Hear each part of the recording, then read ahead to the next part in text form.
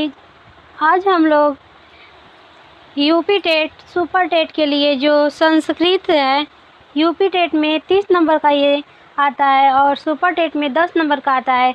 जो विजयी भाव बुक है उस बुक को आज हम लोग पढ़ेंगे। तो आज हम लोग का टॉपिक है समास। आइए देखते हैं क्या होता है समास।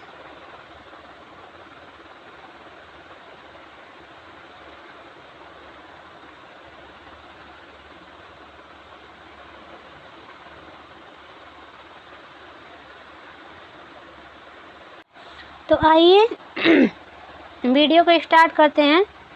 टॉपिक है समास। तो समास क्या होता है? तो समास का अर्थ होता है कि संक्षेपीकरण या छोटा करना, उसी को समास कहते हैं, या संक्षिप्त करना, उसी को समास कहते हैं। समास जो होता है वो सम उपसर्ग, अस धातु और घन प्रत्यय से मिलकर के समास बनता है। तो आइए जान लेते हैं क्या होता है समास। तो समास जो होता है सम उपसर्ग, अस धातु और घन प्रत्यय लगा कर के समास बनता है। समास का अर्थ होता है संक्षेपीकरण, अर्थात अनेक पदों का एक पद हो जाना ही समास कहलाता है। कम से कम 2 पद होना चाहिए। समास मतलब कि उसको सटना भी कह सकते हैं अपनी भाषा में, बोलचाल की भाषा में। जैसे मान लीजिए 2 लोग हैं, 2 पद हैं और दोनों पद मिल करके एक पद बनाते हैं, तो वही समास होता है। समास में पदों का मेल होता है, जबकि संधि जो होता है उसमें वर्डों का मेल होता है। तो संधि और समास दोनों अलग अलग टॉपिक हैं। जो संधि है, संधि में केवल वर्डों का आपस में मेल होता है, लेकिन जो समास होता है इसमें पदों का आपस में मेल होता है। तो समझ में आ गया, कम से कम 2 पद होने चाहिए। 2 पद से अधिक भी हो सकते हैं, लेकिन कम से कम 2 पद होना चाहिए। 2 पद नहीं रहेगा, अकेला कोई किससे मिलेगा? मान लीजिए आप ही पार्क में जा रहे हैं तो अकेले हैं, कोई है नहीं, तो किससे मिलेंगे? किसके पास सटेंगे या फिर बैठेंगे? किससे मिलेंगे? जब कोई रहेगा दूसरा पर्सन तभी तो वही कह रहा है कि 2 या 2 से अधिक पद जब मिल करके एक पद बनाते हैं उसी को समास कहते हैं। ये अपनी बोलचाल की भाषा में बताए हैं। और आइए जान लेते हैं किताबी भाषा क्या कहता है। तो किताबी भाषा में ये कह रहा है, अनेक पदानाम एक पदी भवनम समासः। अर्थात इसका कहने का मतलब ये है कि अनेक पदों का एक पद हो जाना ही समास कहलाता है। वही तो कह रहा है जो अभी हम आपको समझाए हैं कि अनेक पदों का एक पद हो जाना ही समास कहलाता है। आइए और जान लेते हैं, ये अनेक पदानाम एक पदी समास से वो समास होता है। और आइए जान लेते हैं इसके बाद कि और क्या कहा जाता है। समसनम समासम। समसनम समासम का अर्थ होता है संक्षेपीकरण, अर्थात उसी को समास कहते हैं। समास का अर्थ होता है संक्षिप्त। 2 या 2 से अधिक पद परस्पर मिल करके एक नया शब्द बनाते हैं, तो उनके बीच में जो विभक्ति होती है उसका लोप हो जाता है। लेकिन जो विभक्ति का लोप हो जाता है और एक नया शब्द बनता है, उसी को समास कहते हैं। विभक्ति का लोप हो जाने के बाद भी उसका अर्थ प्रतीत होता है। ये नहीं है कि विभक्ति का लोप हो जाएगा तो उसका अर्थ नहीं दिखेगा, उसका अर्थ दिखेगा। बस विभक्ति का लोप होता है और एक नया पद बन जाता है, उसी को समास कहते हैं। आइए आगे जान लेते हैं क्या होता है समास के बारे में और भी।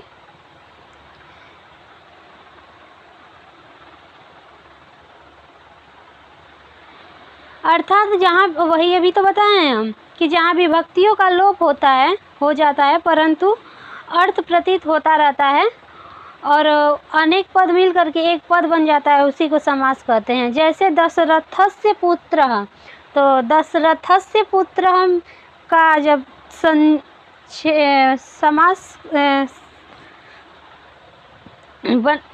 बनेगा, तो दशरथ पुत्र हो जाएगा। इसमें दशरथस्य में जो इसमें जो विभक्ति है दशरथ सस्य में उसका लोप हो गया है ना, देखिए यहाँ पे लोप हो गया है, तो यहाँ पे दशरथ पुत्र बन गया है। लेकिन इसका भी अर्थ दशरथ सस्य पुत्र का भी अर्थ होगा दशरथ का पुत्र, और इसका भी अर्थ होगा दशरथ का पुत्र। यहाँ पे देखिए पीतम अंबरम यस्य सह, अर्थात पीताम्बरः, तो इसमें पीतम अंबरः का लोप हो गया है, इसमें भी विभक्ति का लोप हो गया है, लेकिन अर्थ में कोई परिवर्तन नहीं, मतलब अर्थ का बोध करा रहा है, इसलिए यहाँ पे भी समास हो जाएगा।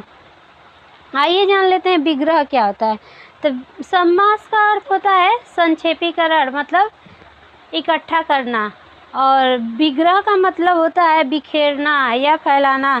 आम गांव की बोलचाल की भाषा में हम लोग कह सकते हैं, मान लीजिए गेहूँ सभी लोग धुलते हैं, धुल के ही उसको यूज में लाते हैं, तो गेहूँ को धुल करके जो सुखाने के लिए छत पे मतलब पसारा या बिखेरा जाता है, तो उसको विग्रह कहेंगे। जो बिखेरना होता है उसको विग्रह कहते हैं। और जो शाम को जब शाम सूरज ढल जाता है तो गेहूँ को बिटोरा जाता है, तो जो बिटोरा जाता है, बिटोर करके इकट्ठा किया जाता है, उसी को समास कहते हैं। आ गया बात समझ में? समास क्या होता है और विग्रह क्या होता है, ये आम बोलचाल की भाषा में सब समझाए हैं। आइए किताबी भाषा के बारे में जान लेते हैं, किताबी भाषा क्या कर रहा है। विग्रह वृत्त्यार्थ बोधकम वाक्यम विग्रह, समास वृत्ति के अर्थ का बोध कराने के लिए जो वाक्य होता है उसे विग्रह कहते हैं। यही कह रहा है कि जो समास वृत्ति के अर्थ का जो बोध कराने के लिए जो वाक्य होता है उसे विग्रह कहते हैं। जो विग्रह जैसे पीताम्बरा है, तो इस सामासिक पद का अर्थ बताने के लिए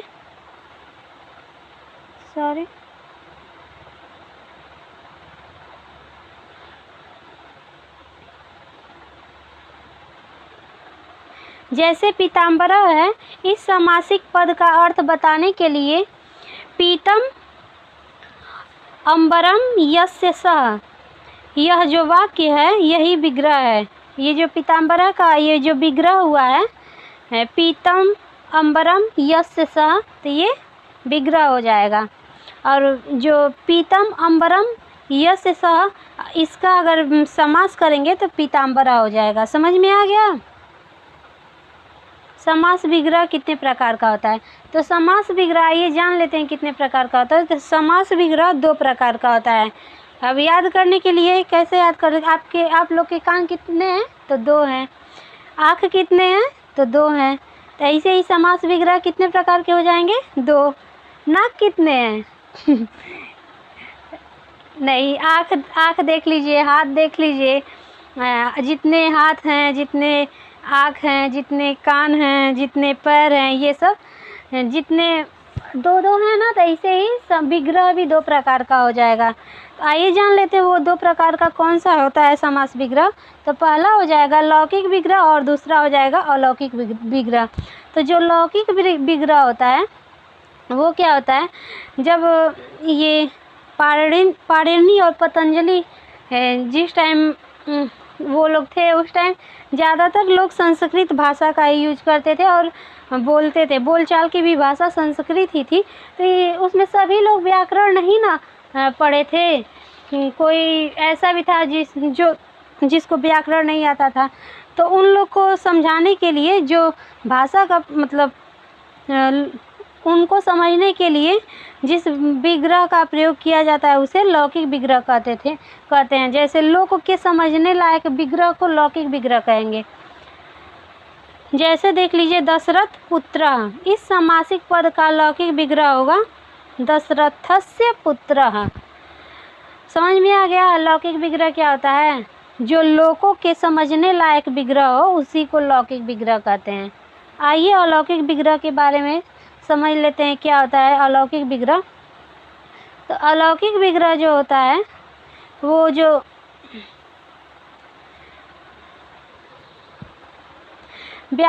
व्याकरण शास्त्र की प्रक्रिया के दर्शाने हेतु अर्थात शास्त्रीय प्रक्रिया के लिए जो विग्रह किया जाता है उसे अलौकिक विग्रह किया कहते हैं। जैसे दशरथ दस पुत्र सु या दशरथ पुत्र इस समासिक पद का अलौकिक विग्रह हो जाएगा। तो ये अलौकिक विग्रह हो जाएगा। बस समास और विग्रह के बारे में इतना जान जाइए कि जो संक्षेपीकरण करता है उसको समास कहते हैं, और जो बिखेर देता है अर्थात दूर दूर कर देता है या फिर बड़ा कर देता है तो उसे विग्रह कहते हैं।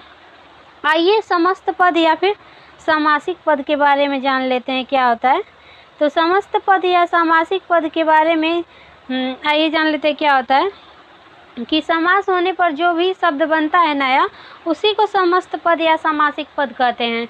जैसे कि राज्ञ पुत्र हो जाएगा, या फिर चंद्रशेखर हो जाएगा, त्रिभुवनम हो जाएगा, अधिहरि हो जाएगा, उपनगरम हो जाएगा, निर्जनम हो जाएगा, अति हिमम हो जाएगा, अनुविष्णु हो जाएगा, सहरी हो जाएगा। ये सभी जितने भी समास होने के बाद जो भी शब्द बनता है उसी को समस्त पद या फिर समासिक पद कहेंगे। ओके, यहाँ तक समझ में आ गया आप लोग को? जहाँ पे न समझ में आए आप लोग कमेंट बॉक्स में टाइप कर सकते हैं, इसको अच्छे से और हम समझा देंगे। आइए समास के भेद के बारे में जान ले क्या होता है समास के भेद। तो लघु सिद्धांत कौमुदी के लेखक जो वरदराज जो हैं उनके अनुसार जो है समास के 5 भेद होते हैं, लेकिन आप लोग के एग्जाम में आ जाएगा तो उसमें 5 नहीं लगाना है। 5 लगा देंगे तो गलत हो जाएगा। क्यों गलत हो जाएगा? क्योंकि सिलेबस में दिया है कि जो भी मतलब सिलेबस है वो परिषदीय विद्यालय के मतलब माध्यमिक जो शिक्षा परिषद विद्यालय के पाठ्यक्रम में जो भी बुक में दिया गया है उससे क्वेश्चन किया जाएगा। तो जो परिषदीय बुक है या फिर यूपी में जो भी सरकारी स्कूलों में चलता है बुक, उस बुक में 6 प्रकार का समास बताया गया है। तो आप लोग 6 वाले ऑप्शन पे टिक करके आएंगे, न कि 5 पे कर देंगे तो गलत हो जाएगा। 6 भेद होता है समास के, क्योंकि वो जो लघु सिद्धांत कौमुदी में वरदराज जो हैं वो कर्मधारय और द्विगु को अलग अलग न मान करके एक ही माने हैं, और जो परिषदीय बुक है उसमें कर्मधारय और द्विगु को अलग माने, इसलिए 6 हो गया है। तो हम लोग 6 पे ही टिक लगा के आएंगे, 5 लगाएंगे तो गलत हो जाएगा। आइए जान लेते हैं वो 6 भेद कौन कौन है। तो समास के प्रमुख रूप से 6 भेद हैं। तो पहला अव्ययी भाव हो जाएगा समास, दूसरा तत्पुरुष समास हो जाएगा, तीसरा कर्मधारय समास हो जाएगा, और चौथा द्विगु समास हो जाएगा, 5वां द्वंद्व समास हो जाएगा, 6वां बहुव्रीहि समास हो जाएगा। तो क्या आज के लेक्चर में आप लोग क्या समझे हैं? यही समझे हैं कि समास का अर्थ, समास जो है सम उपसर्ग अस धातु और घन प्रत्यय से मिलके समास बना है। समास का अर्थ होता है कि अनेक पदों का एक पद हो जाना ही समास कहलाता है, और समासम से समास होता है। समास का अर्थ होता है संक्षेपीकरण, और दो या दो से अधिक पद परस्पर मिलकर के जो नया शब्द बनाते हैं उनके बीच जो विभक्तियाँ होती है उस विभक्तियाँ का लोप हो जाता है, बना हुआ जो शब्द होता है उसको समास कहते हैं। और जो विभक्तियों का लोप हो जाने के बाद भी उसके अर्थ में अर्थ मतलब समान अर्थ प्रतीत होता रहता है, लेकिन विभक्ति का लोप हो जाता है। और समास का अर्थ होता है संक्षेपीकरण, और अनेक पदानाम एक पदी भवनम समासा से समास हो जाएगा। विग्रह जान लेते हैं। तो जो समास वृत्ति के अर्थ का बोध कराने के लिए जो वाक्य होता है उसे विग्रह कहते हैं। जैसे पीतम अंबरम यस्य सह से ये विग्रह हो जाएगा। और समास विग्रह कितने प्रकार के होते हैं? तो समास विग्रह 2 प्रकार के होते हैं। कौन कौन बताए हैं? तो लौकिक विग्रह, अलौकिक विग्रह। लौकिक विग्रह वह हो जाएगा जिसमें जो लोगों के समझने लायक होता है, लायक विग्रह को लौकिक विग्रह कहेंगे। जैसे दशरथस्य पुत्र, तो इसमें लौकिक विग्रह हो जाएगा। अलौकिक विग्रह वो होता है जो व्याकरण शास्त्र की प्रक्रिया को दर्शाने के लिए अर्थात शास्त्रीय प्रक्रिया के लिए जो भी विग्रह होता है उसे अलौकिक विग्रह कहते हैं। जैसे बताए थे कि दशरथ 10 पुत्र सह, तो इसमें अलौकिक विग्रह हो जाएगा। समस्त पद या समासिक पद भी बता दिए हैं क्या होता है। तो जो समास होने के बाद जो पद एक बनता है या फिर मिलता है उसको समस्त पद या समासिक पद कहते हैं। तो आज की वीडियो में बस इतना ही। आइए वीडियो को यहीं पे विराम देते हैं, और वीडियो पसंद आए तो लाइक, सब्सक्राइब और शेयर कीजिए, और वीडियो देखने के लिए धन्यवाद।